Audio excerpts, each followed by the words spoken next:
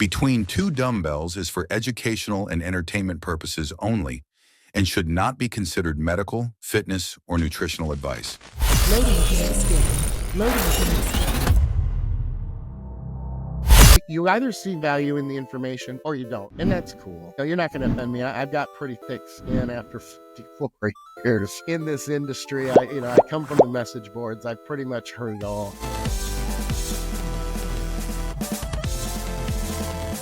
And we're back! You're between two dumbbells.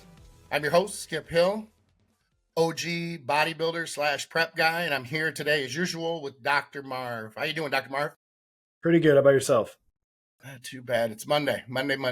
So it's hectic. I'm sure it's chaotic. It is what it is. But this is our time to get together, to discuss, debate, argue, smash or pass, agree, not agree. I'm hoping you don't agree with me. I secretly like when you don't agree with me because I think the listeners, that's the basis of, I think, why we want to do this. It's a situation where I don't want to pat each other on the back and say, oh my God, you're so smart. Mm-hmm. So tell me I'm dumb. Tell me just, you know what? You've been doing this a long time, Skip, 40 years? And that's what you think? You have to be kidding me. Yeah. And then I'll slither away and I'll come back for the next show. I don't want to say topic. I try not to say topic, but it is a topic.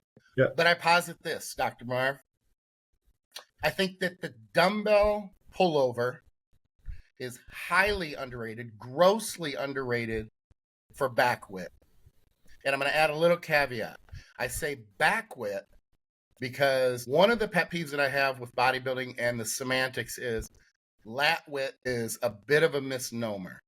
But I don't want to go in too many different directions. I'm going to keep the carriage in the wake of the mare. That's a Moira-ism from Schitt's Creek. Oh, I love her. She's the god in that show. Anyway, keeping the carriage in the wake of the mare. Width, dumbbell pullover. What do you think? So I was planning to strongly disagree with you until you clarified that it's not lat width that it does. Okay, all right. Because I think a lot of people still claim dumbbell pullovers are a lat movement. And the short story is it really isn't. Right. It is more, if people just want to fast forward straight ahead, it's more of a Teres major dominant movement, which will help with lat thick or back seat. I made the mistake. Yeah, right. Back width as well. So this is one of those times there where all the evidence base, what are the EMG studies? Remember we talked about last time, EMG studies have a lot of limitations, but they give you a little bit of idea, right? But what's most important is how much of the range of motion is the muscle being loaded. That's the biggest thing, how much tension you're putting on it, not just peak electrical activity measured on the surface with pads. But there's not been a lot of really well done research on a dumbbell pullover. And I'll explain why. First and foremost, most of the research is not cross-body. So I don't know how you feel about, are you doing cross-body with your hips drop down or you do laying across the bench? Before you answer, all I will say is what I saw, all the studies are not cross-body. They're laying with your body on the bench like you would do like a chest press, like a flat bench. So what are you specifically referring to? The latter. Okay. When you're lying down and your body is essentially lying on the length of the bench, so to speak, not cross bench, which is kind of an old school. That's how they were always done back in the day. Matter of fact, I don't think when I was younger, I saw anyone do a pullover any other way than across the bench. Not a fan of the cross bench. And the main reason is just because the hips being below, and again, this is going to be one of those things you can correct me if I'm wrong. The hips being below the shoulders is a concern of mine. I understand that, and people need to understand that the dumbbell pullover, the most important part of the range of motion essentially is the stretch position. You'll get more of a stretch with the hips below the shoulders. But I just think it's a really bad position to be in. It's not in my opinion, a mechanically correct position. And you can still get that stretch, a very good stretch, without as much of risk when you're lying the length of the bench. Obviously, you need to be positioned well so that your head, basically your shoulders are at the top of much like I'm sitting in the chair right here.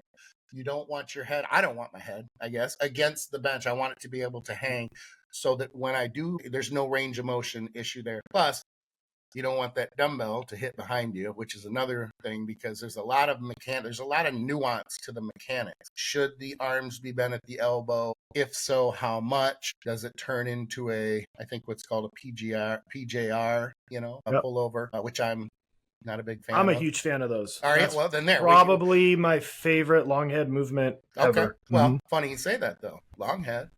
So we'll have to talk about the long head of the tricep versus the movement at the scapula and how they're connected and that sort of thing. But lengthwise has always been my go-to. Now, I will add this. I also like a slight decline as well, because I think that can also limit that risk or that vulnerability to the shoulder too. But I think it's a movement that is incredibly underrated. And and the reason I say that is because I have very, very narrow clavicles myself. I have to fight more than most to add size to my shoulders and my back, because I don't have those awesome scapula that I'm so jealous of my wife for, because she can be at the top of a lat pull or a chin and her scapula come out real wide, and she doesn't have great back development. It's not bad, but it's not great. Arguably, I have much better back development, but I don't look very good hanging from a chin bar or hanging from that lat pull when I have a V, when I want these wings to come out, at the top. So let's dive in. What do you think then, as far as, let's compare, for the sake of conversation, the dumbbell pullover versus, say, a chin, which is notoriously known as a width movement. And by the way, I do want to add that I don't like the discussion of width versus thickness, and we're going to put a pin in that. We're going to get in that. Yeah. So let's break down the movement. So there's a couple things. One, doing on a decline bench has not been studied with EMG, but that probably would actually allow you to hit the lat maybe a little bit more. But according to the limited EMG studies we have, it's primarily a pec and tricep movement first. I had a hard time finding a study where they put pads on the Teres major, so nobody's really directly monitored Teres major EMG studies with a pullover, so we would speculate based on biomechanics in an overhead position to extend the shoulder, so get out of the stretch. The Teres would have the major mechanical advantage, right? The lat's not doing a heck of a lot, so we found that it's probably pec major, triceps, especially the long head, Teres primarily, maybe a little bit of lat. The issue I have, and we'll put a pin in this, come back to it, is if you're using free weights and gravity, there's not a lot of tension in that bottom position, right? So we do, and this is my interpretation, right? So people, you could say I'm wrong, that's fine. But it bleeds like from straight overhead to about 90 degrees is primarily pec, especially if you kind of flare your elbows. From at 90 degrees, dumbbells right in front of you, it is probably a combination of pec and lat. And then as you get down, in theory, it would be lat. But if you're doing a dumbbell without a band like John Meadows style, which I have a video we could show up, there's not a lot of tension there. So I would much rather prefer a cable variation of a pullover for the better loading profile to actually get more back. But yeah, you're probably hitting Teres, which I think is super underrated and not well respected. People think it's a small muscle. A Teres major could be as thick as your bicep, and that's what gives you that biggest sense of width on a bodybuilding stage. It's not the lat, because the lats are pretty paper thin for the most part. Right. The Teres could be thick, and that's what also, that gives you width and thickness, right? And we'll talk about that in a sec, to where that combined really helps. So I would much rather prefer to do a pullover motion with a cable, or because like the dumbbell banded is great, but it's such a pain in the ass to set up. It is. I'm going to be honest, I don't do it a ton, but I do like a cable pullover, and I will show how I do it, which might be different. I had a rocking motion to emphasize the entire range of motion, which we'll show in a second. But yeah, I think for the most part, we do believe it's Teres major, chest, and triceps being the biggest movers, not your lats. Just an odd, curious question, I guess. But why then? What was their focus for the EMG? Was it specifically lat? Like, why would there not be any? EMG study?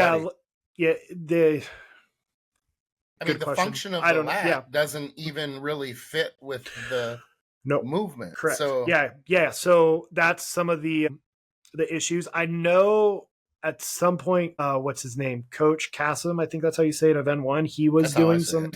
Yeah, wrong. I hope it's right. If I said it wrong, I apologize. No disrespect. I believe he was playing around with some EMG stuff after looking at the research of not really anybody monitoring Teres major. What was wild was, we typically do it with a dumbbell, right? But it was originally done with a barbell where guys were loading up 400 pounds. And then it's really used with a barbell in track and field. And they will either do kipping versions with like double their body weight or more, which just blows my mind. Like my shoulders ripped off out of the socket simply watching it. Or they'll do a version where they're literally just rebounding it. So they're down on the bench, so their hand hits the bench and it rebounds up with a super heavy load. Yeah, so it's interesting that track and field uses it, honestly, more than bodybuilders these days, I feel like. Yeah, and that's a good point. Is it just me, or does the term kipping in front, just as soon as you say the word kipping, eye roll? Yeah, it doesn't matter what it is. I think I'm going to start using the term kipping for anything kind of to precede anything that I think is silly or absurd and that I don't want to be taken very seriously. I'm good with that. Well, what's funny is, or dangerous, yes. I guess. Well, to his credit, the individual who brought kipping pull-ups to CrossFit said that was his biggest mistake, because kipping pull-ups are job security for me, because your mobility demands are 10 times more to kip than you are to do a strict pull-up. Yeah. So without fail, at least once every 2 months, somebody comes in from a kipping pull-up injury, because I work with a lot of CrossFit boxes. Yeah. Yep. That and handstand push-ups. But anyways, well, add to that the CrossFit. It did a lot of good, though. We don't throw the baby out of the bathwater. It did a lot of good. True. Mm-hmm. Don't get me wrong.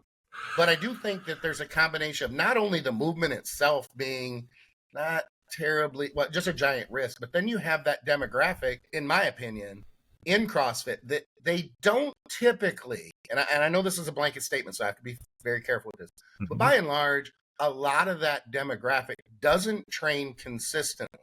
They're kind of the weekend warrior thing. They go a few weeks, they don't, then they're back into it for a few weeks. And that in and out, I think that's why they see a lot of rhabdo. I don't want to go down the CrossFit rabbit hole, but I think that's why rhabdo works its way into CrossFit so much more than bodybuilders who tend to, once they're in, and we're more OCD and obsessive, if you will. Yeah. So let's do you want to kind of segue into the mechanics or proper mechanics of the exercise, and we may be able to, there might be some disagreement here. Yeah. Let me say one thing. Think about it though. What other movement can you get both chest and some sort of back activation simultaneously? Right. I really don't know of one. So do you put it on a back day? Do you put it on you chain chest and back together though, right? I do right now, which is not okay. I don't say it's uncommon, but it's not terribly common. Usually I do split them up. To me, it's a back movement. And you know what? Let's touch on that for a second, because I know Jay Cutler used to say, and might still today, that the pullover is a chest movement. And I'm going to be like, I'll be honest. And Jay's a great guy, and he's clearly very good at what he does, and he's very knowledgeable. It's just a difference of opinion. I'm not saying he's dumb. I'm not saying he doesn't know what he's talking about. I don't get, maybe it's because he is a lot more wider than I. Maybe clavicles, maybe there's a mechanical issue there. I don't know. But I know the way that I do them, and I'll be able to get into the details of how I perform, how I think they need to be performed correctly. The way that I do them, it's very, very minor chest. I'll feel it if I train chest the day before. I'll get a little bit of a pump. I'll be like, okay, it is a little. But if I had to put a number on it to make my point, 85, 90% to me from a feel standpoint is in the back and around the shoulder blade. It's so here's very why. Little. So both of you are correct. Your rib cage will dictate what muscles. So the steeper your rib cage is, the more chest it's going to be. That's why Jay, 45-degree traditional incline bench hits his upper chest. For myself, my sternum is almost damn vertical. It's embarrassing. So 45 degrees is all front delt. Chest is my lagging body part. I'm very open about that. It's next to my God's gifts of shoulders. I kept blasting that 45-degree traditional bench And then once I learned that, now the max incline I'll do is maybe 30 degrees, but most of my incline's 15, and now it's chest. So for you and me, it's never really going to be a crazy chest movement, most likely. But for him, absolutely, with how freaking stiff and big he was, right? Like Arnold talked about expanding your rib cage with a pullover. Now, temporarily with fluid dynamics, that's why I have this ball we'll talk about when we're reviewing some other movements. It will definitely get his rib cage to expand and function then. But like Arnold had a massively, from pictures, I've never met the guy, I haven't put my hand on his sternum, but from pictures, right? Like people who have the best chest typically have this very, very, very steep sternal angle. So the rib cage and the shape and how the muscles wrap around, it gets recruited way easier than say you or me, which I'm assuming your sternum angle is relatively vertical like mine. Hence we feel it more on our back, even though research says it's probably not the greatest back builder of all time. Gotcha. Does that make sense? Yeah, fair enough. And I think that it's safe to say that the vast majority of the viewers and listeners probably have that genetic component that we do versus, a Jay Cutler. Yeah, I don't think Jay Cutler's watching this for training tips. You never know. You never know, right? Yeah. That's the goal, at least. Right. Okay, so if you don't mind, I want to dive into just a few of the, I say cues, but the things that I do when I'm doing a pullover. Number one, which I think is incredibly important, is I consider it a finisher. I want as much blood in my back as I possibly can, not only for the risk to benefit, or the ROI, if you will, but also because in my brain, I think DC stretches. That's how old I am, because I've been around forever. Hey, I'm a big believer in them. So there is a component where I think, okay, if I'm stretching the muscle and I'm finishing my back workout with this movement, with this very big stretch, then I should get some benefit from stretching fascia at that point as well. Here's an example. Even though I'm plenty warm at that point, when I get to my dumbbell pullovers, I still will start with a 35 or a 40, because the first couple reps don't want to go down as far and I don't want to force them. So I kind of start at maybe like a 2/3, 3/4 of the way, and then I take the next few reps and I get a little bit deeper and a little bit deeper. And I think this is important to know. I do not believe, and will never believe, that this is an exercise that you need to force the stretch. I think that's a really bad idea. There's a stretch, find the stretch, use it, and then don't over exaggerate it or put yourself in a situation where there is potential for injury. I don't think that added inch, half inch, 3/4 of an inch of range of motion is going to be like game changer material. So I even consider it even less, a little bit less stretch and a little bit more opening things up. That's how my brain works. Even while I'm stretching, getting ready for legs, people say, "Oh, you stretch before legs. That's weird. You're supposed to stretch after when they're warm." I'm not necessarily stretching as much as I'm opening up my hips so that there's not a limited range of motion. And what I mean, to be more specific, is I'm not looking, when I stretch prior to legs, to increase flexibility or to increase flexibility. I'm looking to get to the flexibility that I am when I'm warm, so that everything is open and just not tight. After you have, maybe you load or you have a cheat day, you're going to be a little tighter. You're holding a little more water, of course. So that stretching component will open that up. It's similar to when I do the pullovers, where I want to work myself into that range. I also don't do them terribly heavy. I don't get up to maybe 60, 70, 75, maybe an 80. The big reason and the most limiting factor is I want only a slight bend in the elbow. And I look at it this way. Even though I'm extended in this beginning position with the dumbbell, as I'm coming back, my thought process is, I don't want the dumbbell behind my head. I want to, my cue is almost like I'm pushing the dumbbell up above my head into the stretch, not necessarily locking out, but so that my brain is thinking, keep that dumbbell up there with a lighter weight for a better stretch, than to let it go behind my head, which allows almost anybody to use more weight, but also more tricep. You're going to use tricep even when you have a slight bend in the elbow, because it's stabilized. But I don't want it to move. Now, there's arguments on both sides, don't get me wrong. But that's just the way that I approach it. And it helps me to maintain or contain those weights a little bit to get the benefit, and of course, higher reps. I'm not a big fan of low reps in a risky or vulnerable position like that, or exercise like that. The only other thing I want to add is I think it's important, and this is where your brain comes in very, very handy for this as well, is you touched on this with Jay. Notice elbows flare, elbows tuck. Yep. I want this. Do we call it internal? At So that angle? it would, sure. Yeah, we'll I know simplify it's it. tough at that angle Yeah, to yeah. figure. Yeah. So I want yeah. him. I want him rotated. I want him in. I'm not going to Mhm. force him in, but I am going to keep him from going wide because, as you stated earlier, the more those elbows get out, there is more pec involvement. Arguably minor, right? Or is it major? So yeah, it would be both. Both. Okay. You can't really do EMG studies on the pec minor, right? Because it's surface. But yeah, elbows narrow, tucked in like you, will bias more of the backside structures. Elbows wider will be a little bit more of the chest structures. And when people say they get sore in their chest when they do pullovers, and they haven't done pullovers in a while, well, there is a stretch being put on the chest. So you put a novel stretch on any muscle, you will have some DOMs. Doesn't mean it was highly effective movement at growing it. Because I know a lot of people say, well, when I do pullovers, my chest gets sore the next day, which is, again, that could be absolutely factual. It doesn't mean it's a high stimulus movement. But I completely agree of reaching upwards will increase the stretch. Most people will be limited by how much their shoulder blades. So here's shoulder blades, and I have the model we'll show later of something called upward rotation. So really, it's your shoulder blade motion that'll probably limit people.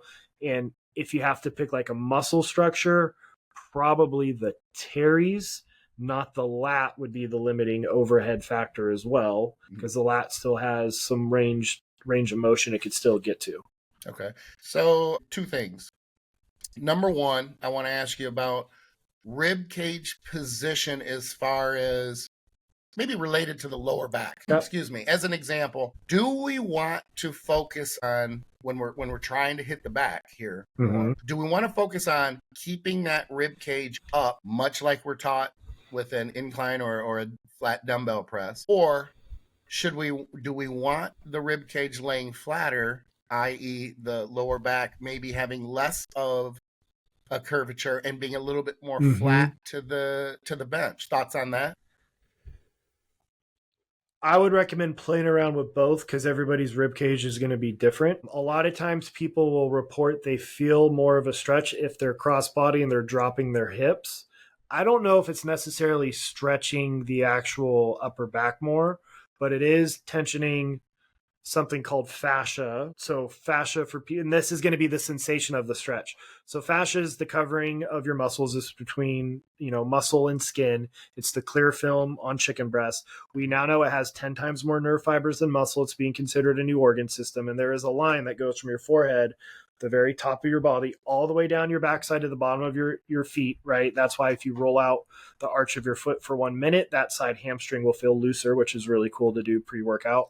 And then if you drop your hips, you're going to be stretching that line of fascia. So I think it gives you the sensation of a bigger, like lower lat stretch, but I don't think it's really changing the actual loading up top because you're still getting relatively the same shoulder extension, which is the whole goal, just at right? a different angle. Yeah. So I think it's the sensation of it. So is it inherently more dangerous? It seems that it goes against the mechanic of the shoulder. That's what's in my brain. I don't know if that's true. Yeah, I would say kind of like last week with behind the neck press, like what is your mobility ability? Like what is your ability to get in that position? It's going to change. Like you've already noticed, you have to warm your body up, let your brain kind of relax the muscle tissue, let the fascia get warmed up before you could get in a full stretch. So if people force a massive stretch trying to touch the damn dumbbell to the ground and everything, they don't have it. Yeah, that's asking for Snap City. Sure. So I can't give a blanket answer of one or the other with the low back because it's going to vary on your rib cage and you're going to have to do some experimenting. But I would say if you definitely want more back, do decline preferably with a band added to it for the dumbbell, or switch to a cable. Okay. Now, and it's funny, I noticed that I didn't tell you how I did it before I asked you the question. The reason is because sometimes I do them differently. It depends on what it feels like that day. So what's your alternate way of doing it if you're feeling stiff?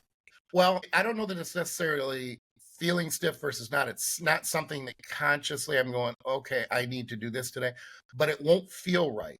if let's put it this way, the vast majority of the time, let's put a number on it to make my point, 75-80% of the time when I do a pullover, I do keep my rib cage high in the sense, so I have an arch in my lower back. It tends to, I can feel my abs, in the stretch position, that sort of thing. But I also put my feet, which I know I do with a lot of things that I lie down on my back, whether it's lying tricep extensions, dumbbell presses, that sort of thing. I put my feet up on a bench. Interesting. I'm not a fan of that. And I don't, let me be very clear, because there is one thing that I think is important about this that I'm not being clear on. I don't typically, on the dumbbell press, I don't have my feet touching the bench. I hold them up like I'm doing a crunch, similar to that. And it's funny because I don't want to go down this rabbit hole, but I do want to make this point just so that, because this is going to be a great topic for another show. But I do it for balance. What it does is it makes me control and stay within a weight range for my dumbbell presses that are even left to right. So as an example, if I can do, 110s and I have a lot of control and they're at a good rep tempo, and I can have my feet up and not feel like I'm going to fall off the bench or that it's wobbly, I'm better off with that than I am having my feet on the floor as a base and trying to press 120s or 130s that feel like they don't look like that, but they feel like I'm, doing this during the movement. I am after, especially these days, fluidity. I want things to feel even left to right and be able to work the muscle as hard as possible without necessarily going, I just need to train as heavy as I can. So I apologize for the rabbit hole that way, but I did want to explain that real quick. Yeah, I mean, I do think I would start with your sternum upright, because if your sternum collapses, you will get less pec recruitment, right? And then in fact, that actually spurred my memory. The rear delt with surface EMG studies was pretty damn active on a pullover, which is interesting. And again, it shows like they're not the end all be all. And then typically for upper back, Teres I would consider part of the upper back, a more upright sternum when you're doing your pull downs versus lat, right? You actually want a little bit of a flexed lower back to fully lengthen the lat. So I would say most likely start with, and I'm recanting a little bit what I said before, start maybe a little bit more of a low back arch sternum upright, and then play around with what feels best for you. Because again, your rib cage is going to be different. Your bony structure is going to be different. Your and mine is different versus somebody else's. Sure. So there's going to have to be a little bit of experimentation. That's why I don't like protocols. I like systems and like general thought processes, because it's never going to be cookie cutter. Sure. And let me add one more thing that I don't want to forget about how I do this dumbbell press. And some people do it this way. They may lock and hold the dumbbell this way. One of the reasons I don't do that, I hold on to the dumbbell do the old itself. school. Yeah.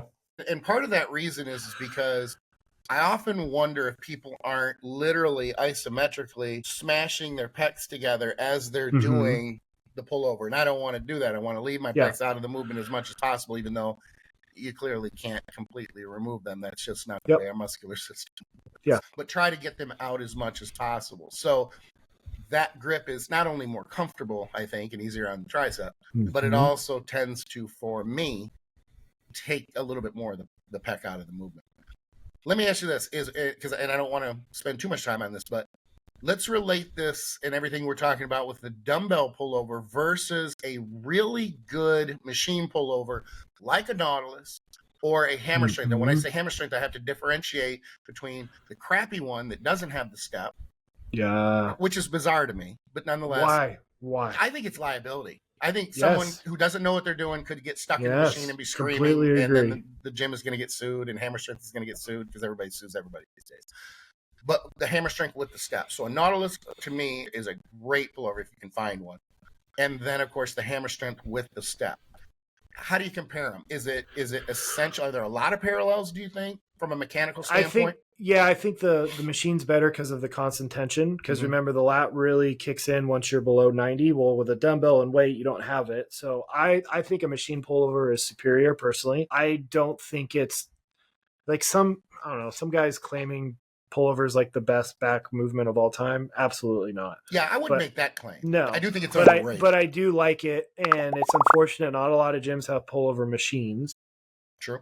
So, but yeah, if you can't, so if you don't have a pullover machine, I personally would choose a cable and in a little bit I'll show you how we do it, or you add a band a la John Meadows style, if you want a little bit more back, because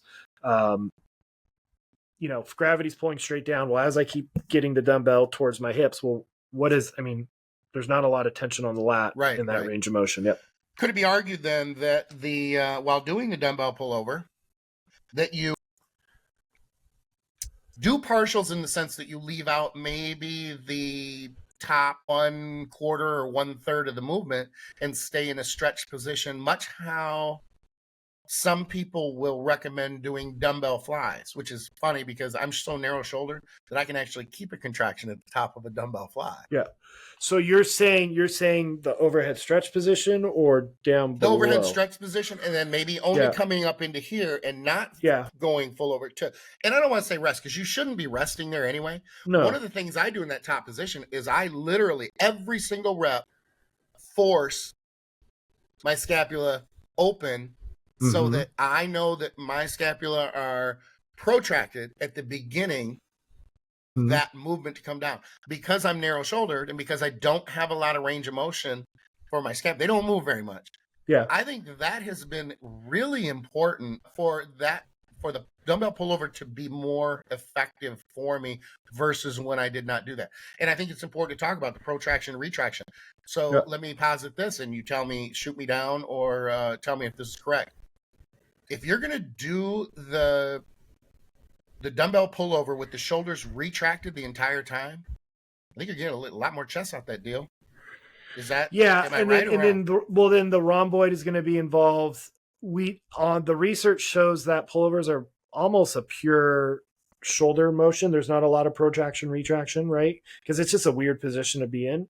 And I do think if I am forcefully retracting the whole time, one, your range of motion, you're not going to get in as big of a stretch position. Right. So that's a strike against it, right? Because you want to do the range of motion you can control. This is a lengthened position movement for the most part. And then that's also going to probably actually reduce, your upper back recruitment. That's me speculating. But typically we find this is essentially a shoulder extension motion purely at this joint. We call it your GH joint for short. There's not that scapulothoracic shoulder blade against the rib cage joint we talked about last time. That's massively important for other stuff. So for you being so narrow shouldered, being protracted makes a hell of a lot more sense for me to at least give you more of a sensation of the back engaging than retracting. Yep. And I would agree. There would be more lat involvement on the dumbbell pullover because the range of motion is so much more dramatic, quite frankly. I mean, if you're going to pull the bar all the way into your stomach, that's tough. I used to stay in only the stretch position on the pullover, and then it took me a couple of years to figure out, maybe I'm leaving a lot on the table with this and treating this machine pullover too much like it's a dumbbell pullover. And when I changed that, I thought, wow, that's odd. I am stronger in the stretch position than I am in the contracted position. Woo. Yep. And then where people go wrong is as they get failure, they will start to collapse down and shrug up. So always shoulders down, no shrugging, sternum upright, especially on a machine pullover. And hopefully the machine pullover has a seatbelt, because it's one of the few times I think a seatbelt is incredibly effective of helping you maintain proper biomechanics.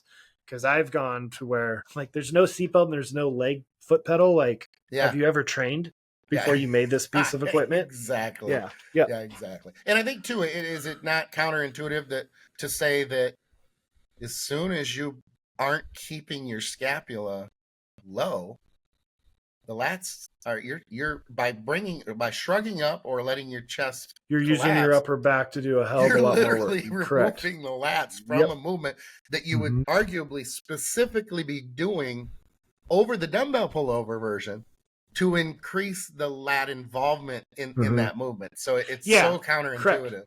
Yeah, I still would classify it mainly as a Teres movement, but 100% agree with that statement. I think one of the biggest points you made in this discussion is the fact that the Teres muscle has the potential to be very large, and you will see it in very large individuals.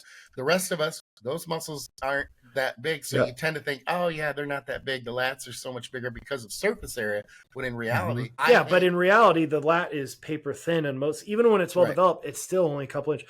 A Teres could be, when I palpate, okay, here's my hands, not the smallest hands in the world, not the biggest hands in the world. I'll have a Teres be at least 4 inches wide when I'm doing manual therapy on a lifter. Like that's a big freaking muscle that we don't think about because it gets lumped in with the lat, right? It's the lats helper. Well, I think we lump everything in, which we shouldn't, but everything when we say back. That's why I think it was important. Now, if you want differentiate specific pullover that's even more isolating to the Teres, I learned this from Coach Cassim. He had Dr. Pat Davidson doing it where he's doing a side pull down in this range of motion called scaption. So you're on a side bench and then you're pulling down like that. That'll really eliminate pec recruitment and get a lot more Teres. I've never personally done it because my Teres is already very well developed, but that would even isolate things even further. Okay. Now, what about this cable pullover? Are you able to bring that up on the screen? Yep. Okay. Yep. So let me show John Meadows banded version just in case people aren't.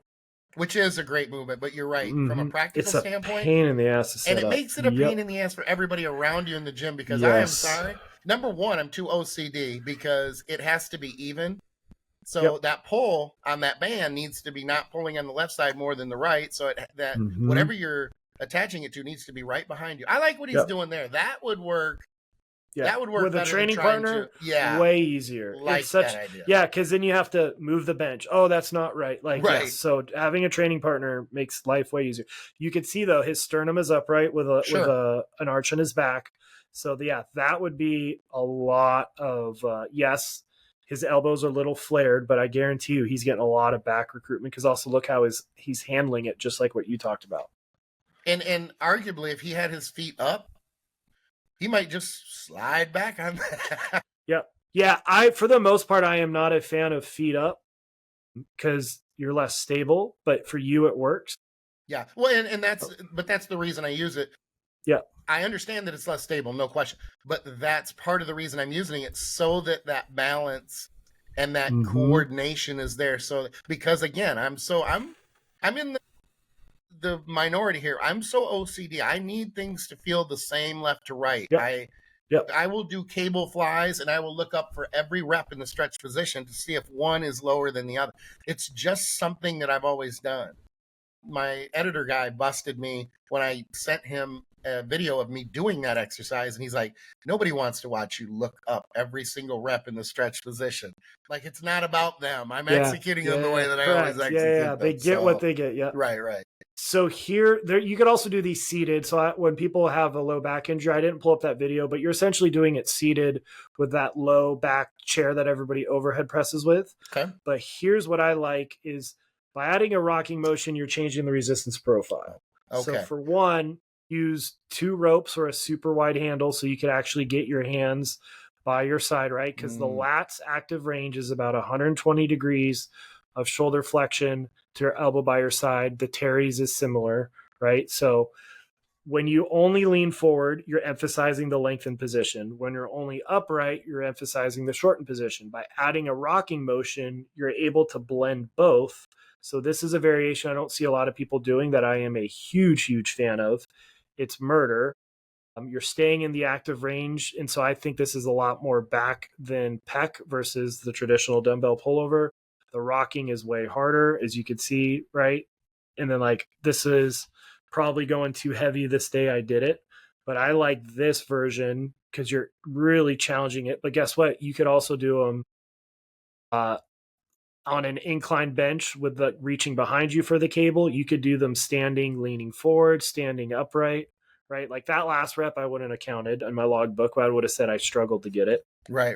So you could do different variations on different days, but that's one when people have a hard time connecting to their back. I will program that early. Yeah, I can see that as an opener. I use that version to kind of get everything going and warmed up. Plus, that's a lot of lubrication in the shoulder, so your range of motion is going to be dramatically improved as well. So I agree with you. I would do more of the cable like that as an opener, and then the dumbbell more as a quote-unquote finisher. And you know what threw me? Typically I would do it. Yeah. I didn't know what you were doing because when you said a cable pullover, I was thinking you were going to do it from a bench, and I was thinking, how is he going to keep that range of motion from a bench? So you can.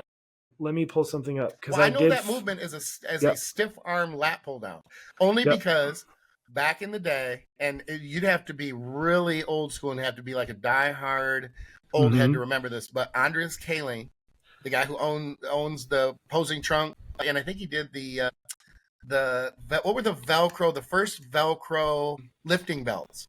They were in the late 80s because they were like bright pink and everything else. I think it started with a V. I think so. Yeah. It was. Yep. Anyway, he was in one of the muscle magazines, probably Muscle and Fitness or Flex, and he did the stiff arm lat pull down. When the name of the article was "Attack Your Back Like a Viking," and I remember it was one of those issues that I read cover to cover while I was supposed to be in class in high school, and I did that exercise religiously. Yeah. So you can, let me do this one more time. So I still classify it as a straight on pull down, but I believe that would be I still think that's superior to a dump. Exactly. Yeah. But then here here's John doing it on a flat bed. You could still do it. He's doing a band, but you could do a cable, or you could have a incline bench facing away from it, grabbing the ropes and pulling down in front of you. That's another version. So there's all these different versions. So guess what? You have the flexibility to play around and see what motion feels the best for me, or you could rotate through exercises over the course of the year to keep things fresh. It's the same movement, but it's slightly different, because I'm a big believer of having at least 2 different rotations of workouts, especially progressive overload folks, to reduce wear and tear of the same movement pattern, both joint wise, neurologically. Plus, are you going to be able to progress on a hack squat 8 weeks in a row? Probably not. But if I'm hitting the hack squat every other week, I probably can. Agreed. Yeah, absolutely. And multi-angle joints, there's a million different angles that you can hit. So, if you're doing the same curl or the same tricep exercise week to week, I don't know that that'd be as big of a deal. But I don't know if I'd want to lock into the same movements for things like back. What's one of the most complicated parts to train, period, is back, because you can't see it and we have a hard time connecting. So doing some sort of opener movement like a cable pullover, a banded pullover, might actually benefit people to get blood into it. So when they do their rows, they might be able to feel a bit more, right? Because most people say back's the most complicated because they don't understand elbow positioning, but you even can't people see with it. Great back development. I would argue that really it's not only the most complicated muscle group or area of muscles to train, but it's the most misunderstood, because even people with great backs genetically, you can walk into any gym and 80%, maybe not 80%, but to make my point, 70-80% of people could train their back more effectively than they're training it, no matter their development at that point. Correct. Yep. Completely agree. Very cool. Very cool. Can we touch on the rotator cuff muscle involvement in the pullover? Is there anything there that is substantial, that this is highly beneficial? I'm just making up words. I write so I can make up words. Apparently. Well, your subscap, which is the primary stabilizer when you pull, we talked about infraspinatus being the primary stabilizer when you press. That's going to be getting a pretty wicked stretch from being overhead. So making sure that has the ability to move would be super helpful. Which one is getting the most stretch? It's called your subscapularis. It's on the inside of your shoulder blade. It's your main internal rotator. That's going to get really stretched overhead. That's the one that if you have a hard time with a lat spread or a double back flaring the lat, that subscap, I guarantee you, is bound up. And so, in fact, we'll edit out this part. I did not. Give me 1 second. I want to make sure if there's anything else that you want to touch on with the pullover movement or the involvement of the muscles of the shoulder complex, the rotator cuffs, or even the back. So this would be very helpful to get the subscap to self-release to get overhead. So this will help you get into the behind the neck press we're going to retouch on next. This would help you with lat posing. This would help you get better overhead range of motion for a lat pull down. So this would be an incredible movement to add to do some self-release before warming up, because that muscle, the subscap, is going to be limiting your overhead motion. So this is just a bar for my cable machine in the office. You could use a broom, a dowel, use a towel, and you're going to dig right inside pretty much the middle of your shoulder blade to get the muscle called your subscap.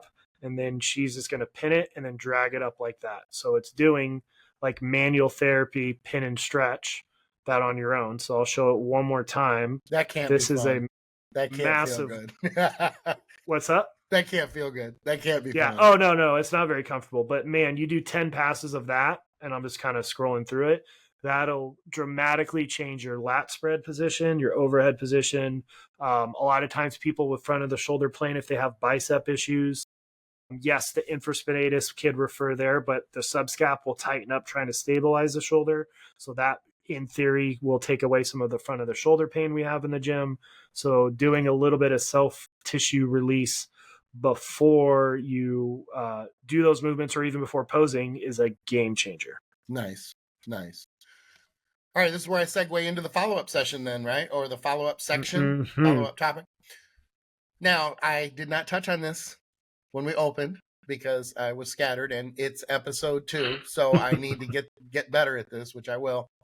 But what we're going to do every show is we're going to have a follow-up area or follow-up section after the main topic to go back to the last episode and either add information or to respond to questions or comments in the comments section based on that topic that we discussed. And the last topic we discussed was the press behind neck. We spoke a lot about the rotator cuff muscles, whether the press behind neck is a good exercise. It is for some, it may not be for others based on range of motion through the shoulder, things like that. So what do you want to throw at me as far as following up on the press behind neck topic? So the main thing is I outlined why it's not a great movement for a lot of people. So I fearmongered and I didn't give any solutions. So let's give the listeners solutions. Fair enough. Right? Because you've even noticed if you haven't done it in a while, it takes you a couple of weeks to get back into it. Sure. So what if somebody does not have that range of motion? This would be a very helpful warm up for any sort of upper body day. Some of these are the same movements I use to help, my 400, 500 pound strongmen be able to get a bar on their back. So it'll travel to that as well. So I'm going to highlight what I teach people in office as a specific warm up mobility routine to get in better overhead positions, but this would apply to all pressing motions. This would still be really helpful on back day. I might tweak it slightly, but it'll give you a big idea. So you can do the subscap self-release that I just showed, okay, right? I would do that first. Then we're going to start with a breathing drill. I will show everything on screen in a second. I'm going to try and make this as easy as possible. I'm going super 10,000 square foot view. We're going to do a breathing drill first in order to start to get part of this upper back rib cage to expand, right? Because if it's compressed right there, my shoulder blade motion will be different than if it's expanded. Mm-hmm. So how this works, and I learned this from a guy named Zach Couples, is, we're going to use fluid dynamics and air to expand part of the rib cage. So when my arm is in this position, this is pressuring the system. So it's like concentric there. The backside's eccentric. So that's where I'm expanding. As I go up, it changes where the expansion of the rib cage happens, right? So based on different findings of what your shoulder range of motion will dictate which level of the rib cage we want to breathe on. So that's why we're doing the breathing drill. And then every time with patients or people or online, check your range of motion, do the breathing drill, recheck. Because I don't show somebody they gain 10, 15, 20 degrees. They're never going to do it because you don't feel anything happening, right? So self-release first, and then this would be a generic, this is not individualized, but this would probably get 95% of people in a much better position. I'm going to pull up videos. And while you're doing that, let me point out that exactly what you're talking about are the movements that I do with my DPT while cupping. Awesome. Cupping with motion. And I got to tell you, it's night and day. Let me add this. I hate cupping with motion. Yeah, it's not pleasant. No, it's not. Yep. I put it right up there with manual trigger point. Yep. Point work. It is not fun. But it is, the finish line is, the end result is incredible. So I tolerate it because it's so incredibly beneficial. All right, so we're going to run through these very quickly. Okay. Here's just to show people before and after. So I'm going to quickly check how does his shoulder move. So that's his ability to externally rotate. That's his ability to internally rotate. So you can see he's lacking external rotation. Behind the neck press is going to be largely external rotation. So he's going to stand next against a wall. Ideally, something is being squeezed between your legs. If you don't have it, no big deal. Use a water bottle, whatever. Your lower back and lower ribs are going to be against the wall. He's going to reach his arms at a 45-degree angle, right? I'm making sure his low back is against the wall. He's going to round his upper back, and then he's going to actively reach his hands away from him to prevent him from shrugging up. Then he's going to breathe in through his nose, out through pursed lips like he's blowing out birthday candles, visualizing breathing into the ribs that are just off of the wall, right? So he's going to do that for 10 breaths. So this would be a generic breathing drill for external rotation. And then now, so he'd do 10 breaths, right? And then he's going to come back. This is from something called PRI. See, now you can see the range of motion difference already, it's so right? simple too. It's so simple to do. So if anybody's looking at this going, breathe in, do this. Look at the difference he just got. Sure. Like now he has the mobility. Okay. So you would self-release first. This would help with, what would you think? A double back bicep. Like sure. You could breathe backstage to change your rib cage to improve posing. Mm-hmm. Okay. So that would be step one. Then after that, you've got a couple options. Typically what I like to do is work inside out. So the next thing we would do is, this is my favorite drill for teaching upper back extension. So I use this when I was at the powerlifting meet helping out this weekend. Mm-hmm. Everybody who came to me did this before bench. So you could use a cable or a band, right? It's looped over your arm. You're holding on the same side. She's going to keep her hips forward, but turn her shoulder to the side the band's anchored. She's going to stand up and practice retracting that same side shoulder blade, the left side shoulder blade, into her back pocket. So she is absolutely smoking her upper back, getting into her in a back extended position. So remember, any sort of pressing to get full shoulder retraction, you need to extend the mid back. So this will help also teach upper back tightness in deadlifts and squats, but we're using that specifically to teach upper back extension so the shoulder blades can get in a better position. I like that one, back pocket cue. That's correct. Yeah. That's a good takeaway right there. Yep.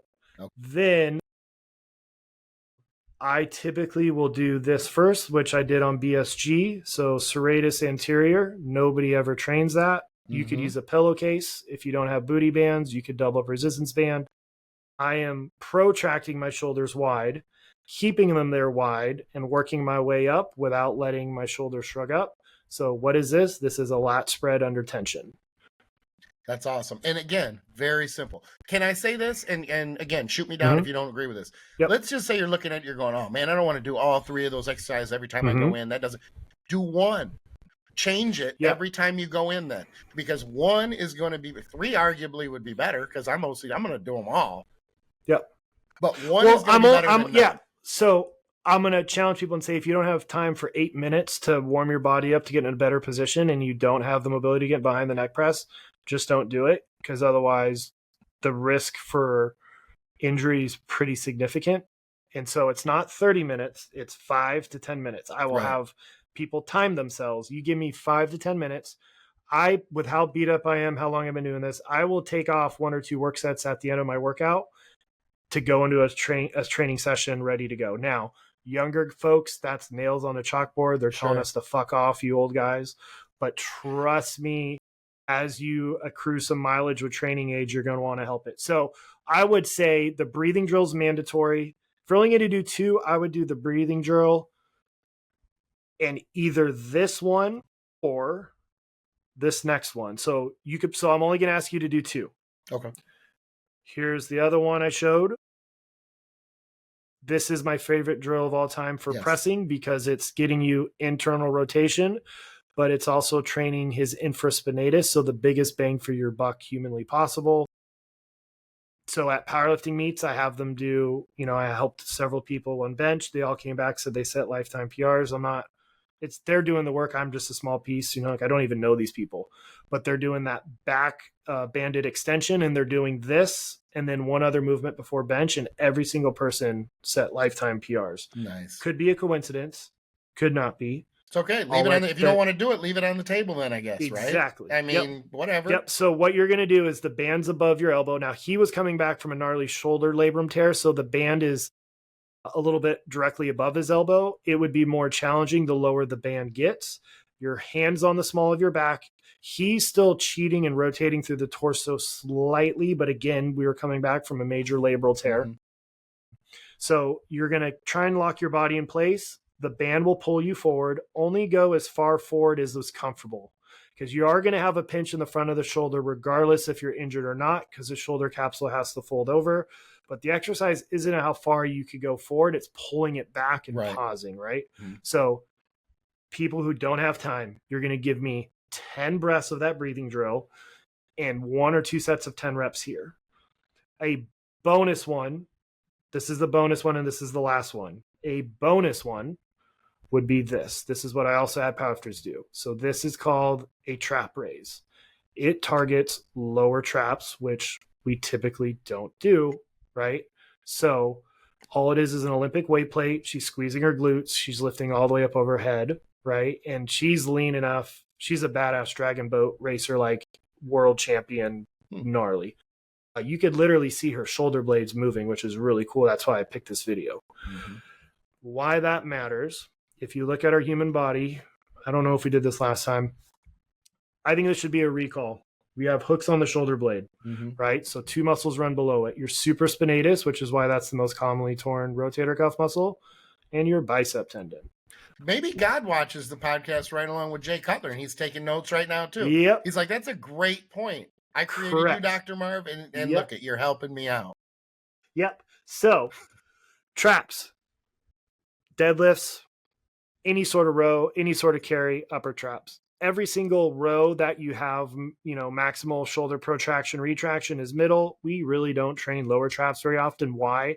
In order to prioritize that muscle fully, the upper arm needs to be parallel to these fibers, which is that overhead motion, which we don't do a ton. Why this matters for the pullover and the overhead press, if you see where it attaches there. So it's going to take those hooks that I showed earlier, and it's going to rotate them up. So the outer right side of the shoulder blade is moving up towards the neck, creating upward rotation, which will create space to not pinch this and increase overhead range of motion. So if you recall, right, here's the hook, it's rotating up. What did I say is the limiting factor for most pullovers? Upward rotation of the shoulder blade. Sure. What's the limiting factor behind the neck besides just flat out rib cage? Upward rotation of doing that. So that would be a very all-encompassing movement-specific warm-up that'll translate to a lot of other lifts, right? But those would be key point. I mean, you do that only as your upper body warm-up from here on out.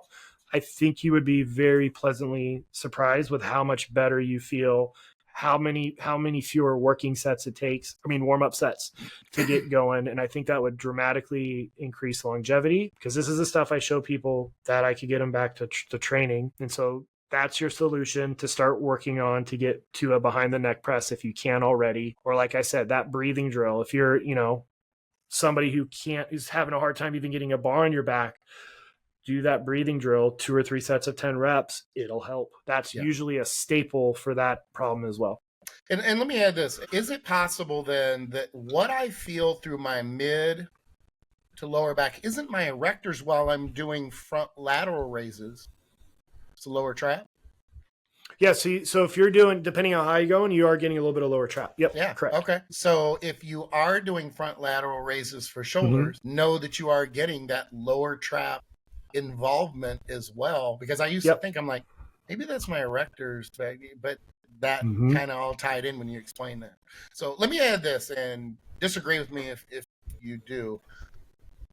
We're providing information, we're providing opinions. If you don't want to do this stuff, if you think it's a waste of time, much like we were saying earlier, then just leave it on the table. But don't complain about scapula not opening up, that your back is not growing, that your shoulders aren't growing. Oh, I'm not going to do press behind neck because I just can't get into that movement, even though it would be maybe a very effective movement for me because my shoulders suck. Just don't go complaining to anybody, because we're providing some information here, valuable information, in my opinion, especially with the older demographic. I agree with you that the younger guys, I know I would have at 25. I'm like, I don't know if I have anything to learn here. The truth is I did. But it may have been something I was learning that I didn't need at that moment. Or arguably, if I started doing those things earlier, I may not have run into issues later on. So then the question begs the question, how long are you going to do what you're doing? How long are you going to train? How long are you going to bodybuild? How long are you going to be in pursuit of as much size or strength as you can? It's not that long, and you don't think that it matters, don't do it. But even if you don't think you do it and you stay with it, this is a game of longevity.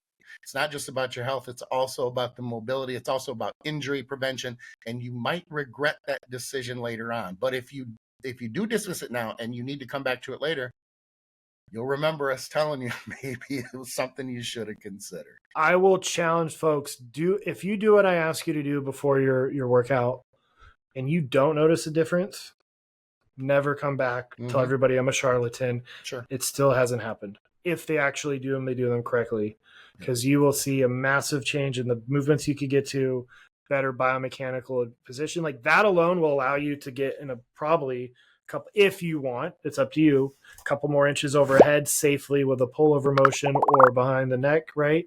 You still don't force anything. Nothing is mandatory. That's the fun thing about hypertrophy. We're not power lifters where you have to do 3 movements. You could do whatever you want, find what works for you. But a little bit of prep work goes a long, long, long way, because you're not going to be Gumby forever. I hate to break it to you. Absolutely. Absolutely. Well, let me take us out on that note then. We'll be back every week. We're recording on Mondays, but we are going to be consistently putting out content each week. So on that note, Dr. Marv, where can people reach you if they have questions, if they want to contact you for training? How do they get a hold of you? So the easiest way is Instagram at dr.marvin.saysdc, or my website, theeducatedmeathead.com. Just so folks know, I don't do one-on-one like Skip. Skip's your guy. I do consults. I have online programs. And then I also just launched my first ever course, which is bodybuilding anatomy and meathead biomechanics. So you can kind of just quickly learn everything we're going to touch on. But I'm too busy to do one-on-one where it would be egregiously expensive. I would defer to Skip. So Skip's your guy if you need the one-on-one stuff. And I'm not egregiously expensive. I'm just slightly less than egregiously expensive. Yeah. But absolutely, if you need, or if you have any questions for me, if you want to reach out to me to discuss working with me, I am the OG. I've been around for 40 years, training for 40 years, started competing, 30 years ago. Feel free to reach out at Intense Muscle on Instagram, or you can email me. People were telegraphing you money. People were telegraphing you money. Exactly. Where can I send this guy money? I don't even care what it costs. I'm just going to send him money. But until the next episode of Between Two Dumbbells, and I want to point out that we are not the dumbbell. The dumbbells are on the side there. It's what goes on between those dumbbells and think about it. You're holding dumbbells, Marv. What's in between those dumbbells? Your brain. Yep. So it's between two dumbbells. It's not Dr. Marv and it's not Skip. We're going to hear it in the comment section. Yep. If anybody disagrees, we're going to hear that. Well, this makes sense. It's a couple of dumbbells talking about things that don't make any sense. And that's YouTube. It is what it is. So let us know what you think in the comments. Do us a favor. If you like the episode, ring the bell, like us, share us, slam us in the comment section. I'm good for it. I'm from the message boards. It is what it is. I got thick skin. Until the next episode, we're out. This is the part where I struggle. Just check us out on the next episode. There we go. Perfect. Loading Skip.